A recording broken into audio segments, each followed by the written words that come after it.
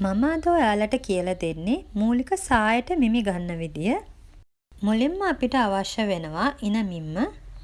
ඉනවට මිමි ගනිද්දී අපි බ්ලවුස් එකකට ගවුමකට ගන්නේ ඇඟේ හීනෙම තැන. ඒ වගේම සායක් සඳහා අපි මිමි ගන්නේ අඳින තැන ඉනවට.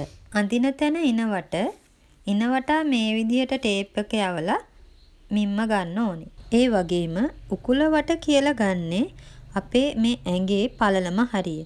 ඒ හරියෙන් වට මිම්ම තමයි ওই විදිහට ගන්න ඕනේ. ඒ වගේම උකුලට වඩා බඩ තියෙන අය ඉන්නවා. බඩ තියෙන කෙනෙක් නම් ඒ වටත් හිටින විදිහට තමයි මිම්ම ගන්න ඕනේ. ඊළඟට අපිට අවශ්‍ය මිම්ම තමයි ඉනේ සිට උකුල දක්වා උස.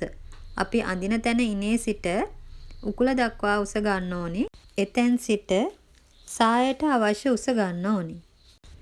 ටේලරින් විදිහට සායක් මහද්දි අවශ්‍ය මිනුම් තමයි මම අද ඔයාලට කියලා දුන්නේ. එහෙනම් අපි ඊළඟ වීඩියෝ එකෙන් මූලික සාය පතරම සාදා ගන්න විදිය බලමු.